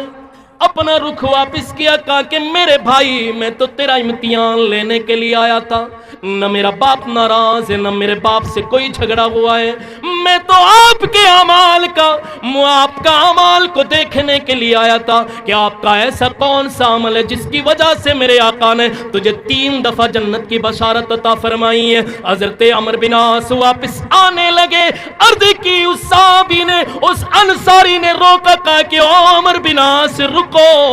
कहा कि क्या बात है, कहा कि मेरा एक अमल और है, कहा कि मैं अपने किसी भाई से बुग़्ज़ कीना नहीं रखता हूं, अपने दिल को साफ रखता हूं, अपने हसद से अपने दिल को साफ रखता हूं, कीने से अपने दिल को साफ रखता हूं, बुग़्ज़ से अपने सीने को साफ रखता हूं, अल्लाह के रसूल सल्लल्लाहु तआला अलैहि वसल्लम से सच्ची मोहब्बत रखता हूं। वो साहबी हज़रत अमर बिन आस फरमाने लगे, कहा कि मेरे भाई यही अमल है जिसके सदके अल्लाह के रसूल ने तुझे दुनिया में जन्नत की बशारत अता फरमा दी है। नारे तकबीर, नारे रिसालत, नारे रिसालत, मसलके आला हजरत, मसलके आला हजरत, पीरा मुर्शिद का दामन, पीरा मुर्शिद का दामन, नारे तकबीर, नारे रिसालत। तो हम अपने अमाल को भी अच्छा करें, अपने अकीदे को भी अच्छा करें, ठीक है। ये नहीं है कि जी हमने सिर्फ नमाज पढ़ी, नमाज पढ़ने के बाद में हम बाहर आए फिर वैसा के वैसा ही। अब इंसान अपने संवारने में लगा हुआ रहता है, मेरे कपड़े अच्छे हैं, मेरा चेहरा खूबसूरत है, और अपने खूबसूरती बनाने में एक नौजवान तबका अपनी खूबसूरती बनाने में कहा कि मैं बिल्कुल खूबसूरत लगूं, सबसे अच्छा मैं लगूं, अपने चेहरे से सुन्नत रसूल को ख़त्म कर देता है। अंदाज़ा करें आप, खूबसूरत बनने के लिए तुझे खूबसूरत खालिक के कायनात ने बनाया है, दुनिया में कोई और नहीं जो तुझे खूबसूरत बना सकता है, इसलिए कि मेरे रब ने कुरान मुकद्दस में ऐलान फरमाया है, खलकनल इंसान फी अहसनी तक़वीम, कि इंसान को अल्लाह तबारक व तआला ने बेहतरीन और खूबसूरत सूरत में, अल्लाह तबारक व तआला ने हुस्नो शक्लो सूरत में परवरदिगार ने इंसान को पैदा फरमाया है, अच्छी सूरत में इंसान को दुनिया में भेजा है, सबसे हसीन इंसान को दुनिया में भेजा है। जब तुझे रब कदीर ने बन सवार, तुझे अल्लाह तबारक व तआला ने बना सवार कर तुझे दुनिया में खूबसूरत बनाकर भेज दिया है, तू कहीं अपने कपड़ों को देखता है, कभी अपनी शक्लो सूरत को देखता है, कभी शीशे में 5 मरतबा खड़े होकर देखता है, कहा कि ये मैं सबसे अच्छा लग रहा हूं, लेकिन ए इंसान तू अपने जाहिर को ना देख, जाहिर को तो तेरे रब ने खूबसूरत बना दिया है, तू अपने बातिन को साफ कर, अपने बातिन को खूबसूरत बना, इसलिए कि तेरा बातिन अगर गंदा है तो फिर दुनिया की कितनी भी अजीम से अजीम, कीमती से कीमती कोई भी शय, कोई भी चीज अपने चेहरे पर लगा लेना, अगर दिल गंदा है तो चेहरा जाहिर में खूबसूरत नजर आएगा, लेकिन उस चेहरे की अगर हकीकत है तो वो दिल को देख कि तुझे तो मेरे रब ने खूबसूरत बनाकर भेजा है, तेरा काम है दिल को साफ करना, दिल को साफ कर, अल्लाह ताला दिल को साफ करेगा, तू अच्छे अमल की बरकत से अल्लाह ताला तेरे चेहरे पर नूरानियत अता फरमा देगा। लेकिन मसला क्या है, हम तो अपने बन संवारने में लगे। ये हमारी इस्लामी माँ बहनों का हाल है, वो सिर्फ ये है कि बस सिर्फ अच्छे कपड़े हों, चाहे बेचारा शौहर वो मेहनत मजदूरी करता हो, अच्छे कपड़े हों, वो बेचारा चाहे कुछ दिन में फुटपाथ पर बैठ जाए, ये हकीकत चीज़ है जी, हकीकत चीज़ है ये। लेकिन हम एक आज हालात हमारी माँ बहनों का ये है कि एक कपड़ा जिसे 1500, 2000, 2500 का खरीदा जाता है, जिसे 5-5 हजार के कपड़े खरीदे जाते हैं, जिनसे लहंगा चुन्नी जिनको कहा जाता है, आका अलैहिस्सलाम ने फरमाया कुर्बे क़यामत एक जमाना ऐसा आएगा कि लोग मेरी इस्लाम की औरतें कपड़ा पहनेंगी लेकिन फिर भी बरहाना नजर आएंगी। देखिए वो हाल, देखिए वो हाल, कुर्बे क़यामत कपड़ा पहनेंगी औरतें लेकिन फिर भी बरहाना नजर आएंगी, नंगी नजर आएंगी। आज हमारे पास हमारी इस्लामी माँ बहनों के जिस्मों पर वो कपड़े हैं कि जिनसे पूरा जिस्म झलकता है, और शरई हुक्म तो ये है कि अगर कोई इस्लामी माँ बहनें अगर नमाज पढ़ती है तो इतना बारीक दुपट्टा है, इतना बारीक ओढ़नी है उसकी, इतनी बारीक ओढ़नी है कि उसके बालों की स्याही नजर आती है, तो उस कपड़े से उस औरत की नमाज नहीं होती है। आप अंदाजा लगाएं, जब नमाज के लिए इतने बड़े अहकामात हैं तो आम जो इस ऐसे तरह इधर उधर आम कपड़े पहनकर इधर उधर घूमती तो फिर उनके लिए कितने बड़े इक़ामात होंगे, आप अंदाज़ा करें। लेकिन मेरे भाई कहने का मकसद यह है कि हम अपने ज़ाहिर को ना संभालें, अपने आमाल में अपने बातिन को भी संभालें। आखिरी बात सिर्फ कि बातिन की कितनी हकीकत होती है। सैयदना हज़रत ईसा अला नबीना अलैहिस्सलाम बातिन और ज़ाहिर की खूबसूरती। अबू लहब मक्के का मुशरिक था, बहुत बड़ा रईस भी था, बहुत बड़ा खूबसूरत भी था, बहुत बड़ा वो खूबसूरत था वाकई में, लेकिन दिल गंदा था, दिल गंदा था। रब की बारगाह में कोई कबूलियत नहीं। चेहरे से खूबसूरती होना ये कबूलियत की दलील नहीं है। कबूलियत की दलील वह है कि जिस चेहरे में नूर इरफान बस रहा हो, नूर ईमान बस रहा हो, हर कीना बुग़्ज़ हसद से दिल पाक हो, अल्लाह और उसके रसूल की यादें बसी हुई हो, वो चेहरा भी रब की बारगाह में कबूल है, वो दिल भी रब की बारगाह में कबूल है। और काला था, हब्श का रहने वाला था, दिल में इश्क रसूल था, दिल में मोहब्बत रसूल थी, जिसमें ईमान का चिराग रोशन था। अल्लाह के रसूल सल्लल्लाहु ताला अलैहि वसल्लम ने फरमाया, कहा कि बिलाल तुम ऐसा कौन सा अमल करते हो? कहा कि मैंने तुम्हारे चलने की, कदमों के चलने की आहट को जन्नत में मैंने अपने आगे आगे तेरे कदमों की आहट को सुना है। क्या वजह है जी? एक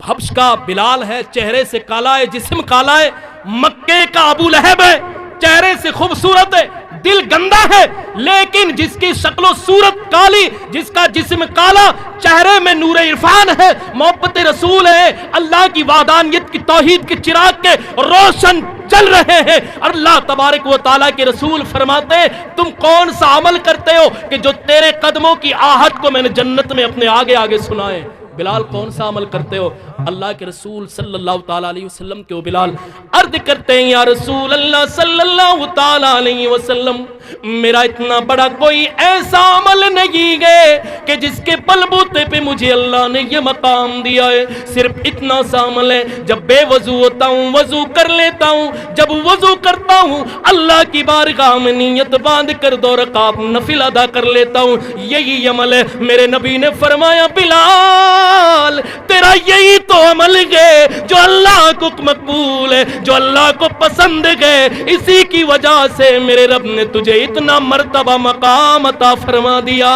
है। अमल करके देखें उस रब की बारगाह में। हम गुनहगार हैं, यही तराने गाएं, मैं बंदे आसी हूँ। हम गुनहगार हैं, अपने रब की बारगाह में तौबा करें, हम अपने गुनाहों से तौबा करें सही मानों में। मैं बंदा आसी हूँ, खताकारी हूँ मौला, मैं बंदा आसी हूँ, खताकारी हूँ मौला, मैं बंदा आसी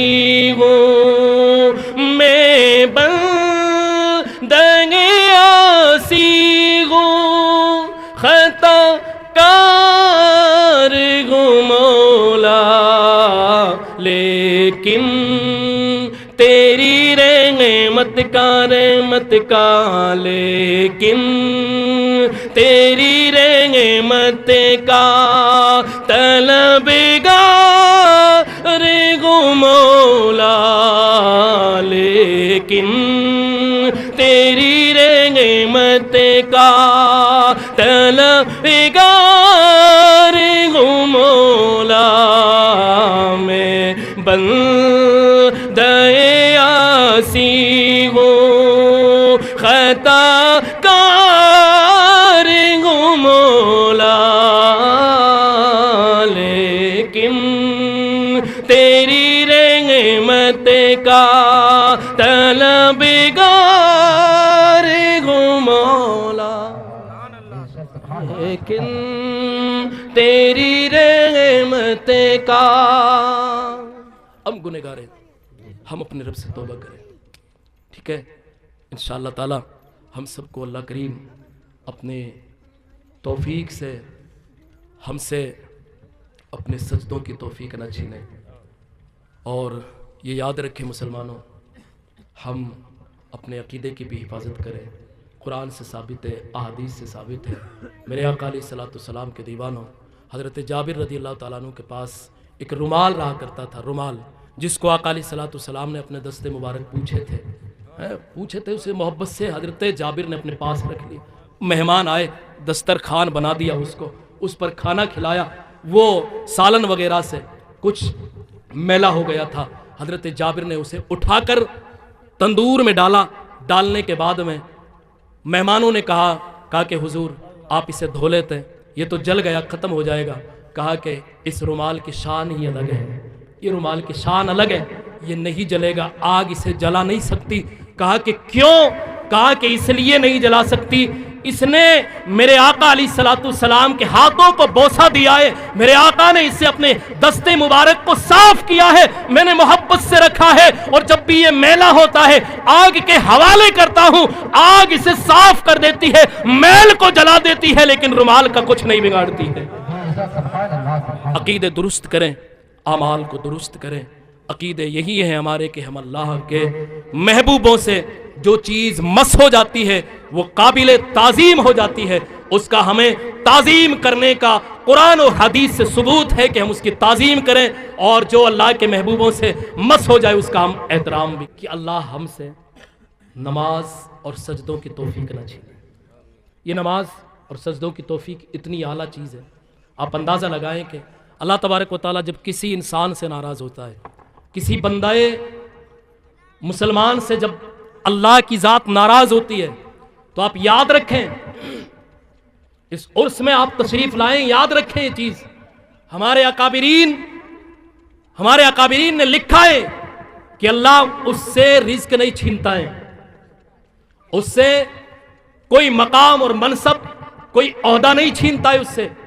سب سے پہلے جب اللہ ناراض ہوتا ہے بندے سے، سب سے پہلے اس سے اپنے سجدوں کی توفیق کو چھین لیتا ہے، سجدوں کی توفیق کو چھین لیتا ہے۔ لاکھ بندہ چاہتا ہے میں مسجد چلا جاؤں، لاکھ بندہ چاہتا ہے میں مسجد چلا جاؤں، لیکن شیطان اس کے دماغ پہ سکنجے بنا کر بیٹھا ہوا ہے اور اپنی آرام گاہ بنا کر بیٹھا ہوا ہے۔ کہا کہ نہیں، تجھے ادھر نہیں جانا ہے، ادھر نہیں جانا، تیرا ٹائم خراب ہوگا، تیرا گھر کا کام خراب ہوگا، ادھر نہیں جانا ہے، باقی نماز تو بعد میں پڑھ لینا۔ کام کرتے کرتے بندے سے وہ شیطان نماز کو قضا کرا دیتا ہے، لیکن قضا نماز ایک دفعہ ہو جاتی ہے، ایک دفعہ ہو جاتی ہے، انسان پھر اس کا اعادہ کبھی تک کرتا رہے۔ جو ادائی ہے، قضا تو ہو جاتی ہے کہ ہم پڑھیں تو ادا ہو جاتی ہے، لیکن اس کا جو گناہ ہے، اس گناہ سے بھی ہم توبہ کریں کہ یا اللہ جو ہم سے قضا کا گناہ کبیرہ ہمارے سر پر آیا ہے اس سے میں توبہ کرتا ہوں، اور آئندہ کے لیے مجھے توفیق بخش دے کہ مجھ سے تیری کبھی نماز قضا نہ ہو۔ توبہ کرنا بھی انسان کو پر لازم ہوتا ہے۔ حدیث پاک میں اللہ کے رسول صلی اللہ تعالی علیہ وسلم نے ارشاد فرمایا، اے مسلمان، تو اتنا عظیم ہے، اتنا عظیم ہے، جہنم کے 7 طبقوں کا ذکر کیا ہے، جہنم کے 7 طبقوں کا ذکر کیا ہے، اس میں سے جو پہلا طبقہ ہے وہ جہنم ہے۔ تو جبریل امین نے 7 طبقوں کا ذکر کیا۔ مصطفیٰ علیہ السلام فرماتے ہیں جبریل میرے پاس آئے، آنے کے بعد میں نے جبریل سے کہا جبریل جہنم کے بارے میں کچھ بتائے۔ 6 طبقوں کے بارے میں بتایا۔ جب پہلے طبقے کے بارے میں نے پوچھا، کہا کہ جہنم آپ کی امت کے لیے ہے، جہنم میں آپ کے امت ہی جائیں گے۔ کہا کہ آپ کی امت کے گنہگار لوگ جائیں گے، خطا کار لوگ جائیں گے، مجرم جائیں گے۔ اللہ کے رسول صلی اللہ تعالیٰ علیہ وسلم کی بارگاہ میں جب اتنا عرض کیا تو مصطفیٰ علیہ السلام زارو قطار رونے لگے۔ اللہ کے رسول صلی اللہ تعالیٰ علیہ وسلم کی ہچکیاں بند گئی۔ جبریل امین بارگاہ رسالت میں ہیں، اللہ کے رسول صلی اللہ تعالیٰ علیہ وسلم غنودگی کے عالم میں چلے گئے۔ آپ کے اوپر ایک کیفیت طاری ہو گئی۔ جبریل امین نے دیکھا، اللہ کے رسول کی طبیعت کو دیکھا، فوراً اللہ کی بارگاہ میں تشریف لے گئے۔ اللہ تبارک و تعالیٰ نے فرمایا، کہا کہ جبریل جاؤ میرے محبوب کی بارگاہ میں جاؤ، کہا کہ اور آپ سے جا کر یہ اعلان کر دو آپ کی بارگاہ میں جا کر، کہا کہ جو بھی آپ کا امتی 5 وقت کی نماز ادا کرے گا اور 5 وقت کی نماز میں مغرب کی نماز کو ادا کرے گا، نماز مغرب کے فرض پڑھنے کے بعد میں، سنت پڑھنے کے بعد میں کسی سے کلام کیے ہوئے بغیر وہ اللہم اجرنا من النار یا مجیر، اللہم اجرنا من النار یا مجیر یعنی 7 مرتبہ پڑھ لے گا، اللہ تبارک و تعالی اسے جہنم سے آزاد فرما دے گا، جہنم سے آزاد فرما دے گا۔ یار ہمارے لیے، آپ کے لیے مصطفیٰ علیہ السلام نے کیا نہیں کیا؟ ہمارے نبی علیہ السلام کی طبیعت پر گرا گزرتا تھا کہ جب بھی جبریل کو ایسا ذکر کرتے تھے، اللہ اللہ میرے رسول اکرم صلی اللہ تعالی علیہ وسلم کی بارگاہ میں جبریل نے یہ عرض کرتی ہے، یا رسول اللہ، اے میرے کریم آقا، آپ کا امتی جو بھی نماز مغرب کے بعد میں یہ وظیفہ کرے گا، یہ ذکر و اذکار کرے گا، اللہم اجرنا من النار یا مجیر 7 مرتبہ پڑھے گا، اللہ تبارک و تعالی جہنم سے اس بندے کو آزاد فرما دے گا۔ کہا کہ اس کے لیے شرط یہ ہے کہ نمازی نماز کے بعد میں اپنی زندگی کا وظیفہ بنا لے، عام دعاؤں میں بھی یہ پڑھے، اللہم اجرنا من النار یا مجیر، اللہم اجرنا من النار یا مجیر، اے اللہ تبارک و تعالی، اے کریم رب، مجھے جہنم سے بچا لے، مجھے جہنم سے میری حفاظت فرما لے، اے حفاظت فرمانے والے مجھے عذاب جہنم سے بچا لے۔ لوگوں، مسلمانوں، انسان نماز چھوڑتا ہے، ایک وقت کی نماز چھوڑ دیتا ہے، میرے آقا فرماتے ہیں اس کا نام جہنم کے دروازے پہ لکھ دیا جاتا ہے۔ ارے جان بوجھ کر نماز چھوڑی، انسان کا نام جہنم کے دروازے پر لکھ گیا ہے۔ اور آپ کو بتاؤں، اگر آپ کا، ہمارا، کسی کا، سماج میں سے کسی کا نام کوٹ کچہری تھانے میں لکھ جائے تو کہاں جاتا ہے؟ کہاں جاتا ہے؟ بولو نا یار، اب میں بولتا ہوں، بولے سبحان اللہ بولے۔ آپ کے پاس بولی نہیں ہے تو میں بتا دیتا ہوں، وہ بڑے بڑے نیتاؤں کے تلوے سپولتا جا کر، وہ ان کے تلوے چاٹتا جا کر، کہا کہ میرے بیٹے کا نام لکھ گیا، اسے کٹوا دو، کتنے پیسے چاہیے؟ جو چاہیے وہ دوں گا، لیکن میرے بیٹے کا نام فلاں مقدمے سے ختم ہو جانا چاہیے۔ ہوتا نہیں ہوتا؟ یہی ہوتا ہے۔ لیکن کبھی ہم نے غور و فکر نہیں کیا، سنا ہے، غور و فکر نہیں کیا، دل پر کبھی اس کو ہم لے کر نہیں گئے، دماغ پر کبھی ہم نے زور نہیں دیا، کبھی ہم نے سوچ و فکر نہیں کی اس کے اوپر، کبھی محاسبہ اپنی زندگی کا نہیں کیا۔ کہا کہ اگر دنیا میں کسی کوٹ کچہری تھانے کے اندر اگر نام لکھ جائے تو انسان دنیا کے چوکھٹوں کی چکر کاٹتا ہے، میرا نام کٹ جائے، لیکن انسان اللہ کی عبادت کو قضا کرتا ہے، نماز کو قضا کرتا ہے، 5 وقت کی نماز جان بوجھ کر قضا کی، اللہ تبارک و تعالیٰ اس کا نام جہنم کے دروازے پر لکھ دیتا ہے۔ 5 وقت ایک دن میں 5 دفعہ لکھا جاتا ہے، دنوں رات میں 5 وقت کی نمازیں ہیں، 5 دفعہ لکھا جاتا ہے۔ آپ اپنی زندگی کو محاسبہ کر کے دیکھیں، حساب لگا کر دیکھیں، اگر آپ کی عمر 40 سال ہے، 35 سال ہے، 50 سال ہے، 60 سال ہے، پوری زندگی بے نمازی کی حالت میں گزری ہے، نمازیں نہیں پڑھی، سجدے نہیں کیے، کتنی دفعہ نام لکھا ہے، کبھی یہ احساس کیا ہے، کبھی فکر کیا ہے کہ ہم اپنے اس نام کو جہنم کے دروازے سے ختم کروا لیں؟ کیسے ختم ہوگا؟ رب کی بارگاہ میں سر بسجود ہو، توبہ کریں رب کی بارگاہ میں سچے دل سے، یا اللہ ہم سے جو قضائیں ہوئی ہیں انہیں ادائیگی کی توفیق بخش دے، اور جو ہماری زندگی باقی ہے اس میں ہم وقت پر تیری بارگاہ میں نماز ادا کرتے رہے۔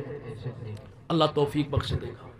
اللہ توفیق بخش دے گا۔ اور مسلمانوں، بنی اسرائیل کا ایک نوجوان ہے، ہمارے پاس دولت فراوانی سے ہوتی ہے لیکن توفیق نہیں ہوتی کہ نماز مسجد تک چلے۔ بنی اسرائیل کا ایک نوجوان، اللہ نے بڑی دولت دی ہے، ایک دن موسیٰ علیہ السلام کی بارگاہ میں گئے، کہا کہ اے اللہ کے نبی،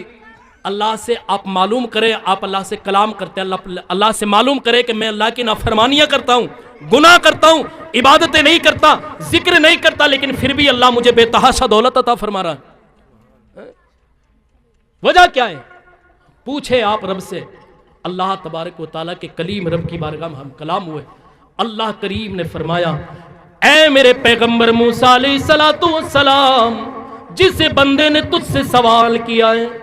جس بندے نے تجھ سے اپنی دولت کے بارے میں سوال کیا ہے، اپنے ذکر و اذکار کے بارے میں سوال کیا ہے، وہ سمجھتا ہے میں بڑا عقل مند انسان ہوں، وہ سمجھتا ہے کہ میرا رب مجھ سے راضی ہے، بے تاشا دولت عطا فرما رکھا ہے، وہ سجدے بھی نہیں کرتا، ذکر بھی نہیں کرتا۔ اے میرے کلیم، جا کر اس سے جا کر کہہ دینا کہ یہی میرا سب سے بڑا عذاب ہے کہ میں نے دولت بھی دے رکھی ہے اور میں نے اس سے سجدوں کی توفیق کو چھین لیا ہے۔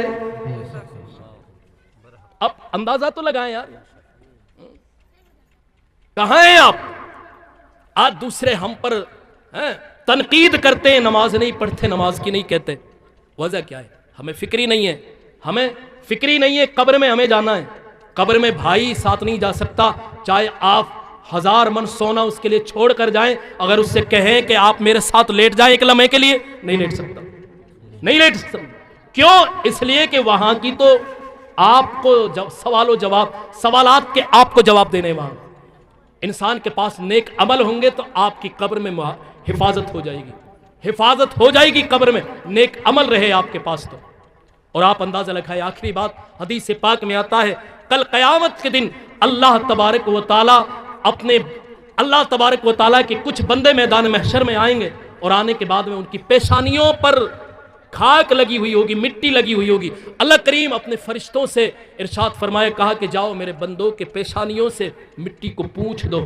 صاف کر دو۔ اللہ اللہ اللہ کے مقدس فرشتے رب کے بندوں کے پاس میں آئیں گے، اللہ کریم کے حکم کے مطابق بندوں کی پیشانیوں سے مٹی صاف کریں گے، لیکن وہ مٹی صاف نہیں ہوگی۔ اللہ کی بارگاہ میں عرض کریں گے، یا اللہ ان کے پیشانیوں پر جو مٹی ہے ہم نے کوششیں کی ہے، صاف ہونے کا نام نہیں لیتی۔ اللہ کریم ارشاد فرمائے گا، اے میرے مقدس فرشتوں، تمہارا خیال ہے یہ ہزاروں سال، سینکڑوں سال اپنی قبر میں لیٹے رہے، یہ ان کی قبروں کی مٹی ہے؟ ایسا نہیں ہے، یہ بلکہ دنیا میں نماز پڑھا کرتے تھے، یہ اس جگہ کی مٹی ہے جس جگہ پر انہوں نے سجدے کیے ہیں، انہیں رہنے دو تاکہ میرے بندوں میں ایک الگ شان ان کی نظر آئے اور پتہ کو چل جائے کہ اللہ کے کوئی خاص بندے گے، اللہ کے کوئی مقبول بندے جو میدان محشر میں اس شان سے جن کا حشر کیا جا رہا ہے۔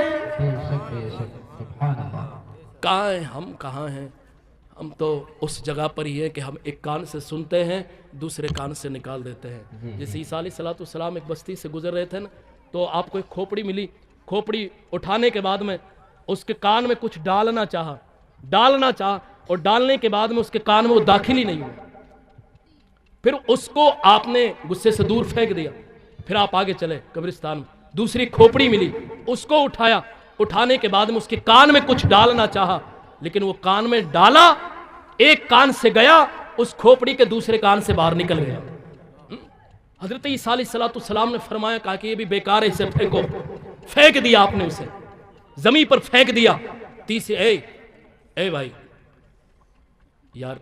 ہماری طرف دیکھ لے، کچھ او بھائی سن لے یار، کچھ ہماری طرف دیکھ لے، میں آپ کو کیا بات بتا رہا ہوں، یہ کوئی میں کسی نیتا سیتا کی بات تو بتا نہیں رہا آپ کے لیے، ہے نا، یہ محفل ہے، اس کا ادب کر لیں کچھ، ٹھیک ہے؟ مجھے حضرت نے آگے بڑھایا ہے تو میں آگے بڑھ رہا ہوں، نہیں تو میں تو اب تک سے 15 منٹ پہلے اپنی گفتگو کو ختم کر دیتا اگر آپ کو پریشانی ہو رہی ہوتی تو، ٹھیک ہے؟ اس لیے میں نے آپ سے پہلے پوچھ کر کہ آپ کو اگر پریشانی نہ ہو تو میں اپنی گفتگو کو آگے بڑھاؤں، آپ ادھر ادھر کریں گے نا تو پھر آپ جو چیز میں اب آخر میں سنانا چاہتا ہوں تو پھر آپ کے دماغ میں فٹ بیٹھے گی، آ کر وہ سمجھ لینا کیسے فٹ بیٹھے گی، ٹھیک ہے؟ اس لیے میں اس چیز کو آپ کے اس روایت کو آپ کے سامنے پیش کر رہا ہوں۔ تو حضرت عیسیٰ علیہ السلام نے دوسری کھوپڑی کو اٹھایا، کچھ آپ کے کان میں ڈالا، ڈالنے کے بعد میں داخل تو ہوا لیکن دوسرے کان سے پار۔ عیسیٰ علیہ السلام نے اٹھا کر اسے پھینک دیا، کھوپڑی کو آگے اور چلے۔ تیسری کھوپڑی اٹھائی، اٹھانے کے بعد انسان کی کھوپڑی، یہ کوئی جانور کی کھوپڑی نہیں، انسان کی کھوپڑی کو اللہ کے پیغمبر عیسیٰ علیہ السلام نے اٹھایا، اٹھانے کے بعد میں کچھ ڈالا، ڈالنے کے بعد میں اندر ڈالا کان میں، لیکن دوسرے کان سے نکلا نہیں، کان کے اندر ہی رہ گیا۔ حضرت عیسیٰ علیہ السلام مسکرائے، محبت سے اس پیشانی کو بوسہ دیا اور کہیں مقدس جگہ پر رکھ کر اسی قبرستان میں اس کو دفن فرما دیا۔ آپ کے جو صحابہ تھے، آپ کے جو ساتھ میں آپ کے جو صحابہ تھے، سوال کیا یا نبی اللہ راز کیا ہے؟ پہلی کھوپڑی اٹھائی پھینک دی، دوسری کھوپڑی اٹھائی اسے بھی پھینک دیا، تیسری کھوپڑی کو اٹھایا مقدس جگہ پر لے جا کر بوسہ دیا اور اسے بوسہ دینے کے بعد میں مقدس جگہ پر دفن کر دیا۔ کیا راز ہے؟ کیا راز ہے؟ اتنی تقریر آپ نے سنی شروع سے لے کر عقائد اور اعمال کے اوپر آپ نے سنی، لیکن اب آپ نے کہاں تک دماغ میں رکھی ہے، کہاں تک کلوز کری ہے، کیا آپ کے دل و دماغ تک گئی ہے کہ نہیں گئی، وہ آپ اس سے اندازہ کر لینا۔ اور جو یہ بھائی ادھر ادھر چیمہ گوئیہ کر رہے تھے نا، تو اس لیے میں اب بات کو وہاں لے کر آیا۔ عیسیٰ نے کہا کہ جو پہلی کھوپڑی تھی انسان کی وہ ایک کافر بادشاہ کی تھی، اللہ کے پیغمبر اس زمانے کے نبی نے اس کے لیے پیغام توحید اللہ تبارک و تعالیٰ کے دین کی دعوت دی، لیکن قبول نہیں کری تھی، کافر کا کافر مر گیا تھا، کافر کا کافر مر گیا۔ کان سے سنی ضرور تھی لیکن دل کے آپ نے کانوں کے اندر بات کو داخل نہیں کیا تھا۔ تیسرا انسان اللہ کے پیغمبر فرماتے دوسرا انسان مسلمان بھی ہے، مسلمان بھی ہے، اللہ تبارک و تعالیٰ کے اس نبی کا، اس زمانے کے نبی کا کلمہ بھی پڑھتا ہے، مسلمان بھی گئے لیکن بات کو سنتا بھی گئے، لیکن ایک کان سے سنتا ہے دوسرے کان سے نکال دیتا ہے۔ اللہ کے پیغمبر کی بات اسے کوئی اسے فائدہ نہیں پہنچاتی ہے، دین کی کوئی بات اسے فائدہ نہیں پہنچاتی ہے، اللہ کی وحدانیت کی کوئی بات اسے فائدہ نہیں پہنچاتی ہے، اس لیے کہ جس کو کوئی فائدہ ہی نہ ہو اسے بھی میں نے پھینک دیا ہے، یہ بھی بیکار ہے۔ اللہ اکبر، تیسری کھوپڑی کو اٹھایا ہے، اس کی حقیقت الگ ہے، اس کے کان میں جو چیز میں نے ڈالی تھی وہ اس وقت کے پیغمبر کی بات بھی سنتا تھا، اللہ کے دین کی بات بھی سنتا تھا، اللہ کے پیغمبر کی باتیں بھی سنتا تھا، توحید کی باتیں بھی سنتا تھا، ایک کان سے سنتا تھا، دل میں رکھتا تھا، فیصلہ کرتا تھا، صحیح کا فیصلہ کرتا تھا، اور پھر فیصلہ کرنے کے بعد میں اس چیز پر عمل کرتا تھا۔ تو جو اللہ اور اس کے رسول کی بات کو سنتا ہے، عمل کرتا گئے، اللہ کے پیغمبر بھی اس کی تعظیم کرتے، اللہ کے پیغمبر بھی اس کی کھوپڑی کو بوسہ دیتے، مقدس جگہ پر اٹھا کر رکھ دے، تو لوگوں پتا چلا کہ جو اللہ اور اس کے رسول کی بات کو سنے، ایک کان سے سنے ایک سے نکال دے، وہ بیکار انسان ہے، لیکن کوئی سنے اس کو قبول ہی نہیں کرے وہ کافر انسان ہے، لیکن جو سنے بھی قبول بھی کرے، اللہ کے حبیب اللہ کے پیغمبر عیسیٰ علیہ السلام نے کہا یہی انسان کامیاب بھی ہے، یہی انسان اچھا بھی ہے۔ تو یہ چیزیں ہماری زندگی میں جو سنا ہے اس پر ہم عمل کریں اور غور و فکر سے اس کے اوپر اپنی زندگی کو گزار کر چلیں۔ اللہ تعالیٰ مجھ کو آپ سب کو عمل کی توفیق عطا فرمائے۔ اللہ تعالیٰ اپنے حبیب اکرم صلی اللہ تعالیٰ علیہ وسلم، آواز اب بالکل نیچے جا چکی ہے اس لیے کہ نعت شریف پڑھنا ایک الگ ہنر ہے اور وہ آواز سے چلتی ہے، اس لیے آواز جہاں جائے گی وہی آواز پھٹاؤ لے گی، اس لیے نعت شریف پڑھنا میں صرف ایک شعر پڑھ دیتا ہوں۔ اندھیروں سے کہیں دو، اندھیروں سے کہیں دو، پہنچ جاؤں گا میں، چراغ محبت جلاتے جلاتے، ہاتھ اٹھا کر بولے سبحان اللہ۔ اندھیروں سے کہیں دو، پہنچ جاؤں گا میں، چراغ محبت جلاتے جلاتے، میری حاضری گو، میری حاضری گو، دیار حرم میں نبی کا ترانہ سناتے سناتے،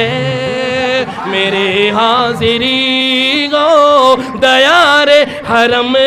میں نبی کا ترانہ سناتے سناتے، اللہ تعالیٰ مجھ کو آپ سب کو عمل کی توفیق عطا فرمائے. مصطفیٰ کریم علیہ الصلوۃ والسلام کے صدقے مجھ سے اگر کوئی غلطیاں خامیاں لغزش سے کوئی کفریہ کوئی جملے مجھ سے نکلے ہوں، میں ان سے اپنے حبیب کے صدقے توسل سے میں ان سارے جملوں سے توبہ کرتا ہوں، علماء کرام کو گواہ بنا کر. اللہ تعالیٰ میری ان خطاؤں کو معاف عطا فرمائے. اور میرے ساتھ سارے لوگ پڑھیں استغفر اللہ ربی من کل ذنب واتوب الیہ، لا الہ الا اللہ محمد الرسول اللہ. السلام علیکم ورحمۃ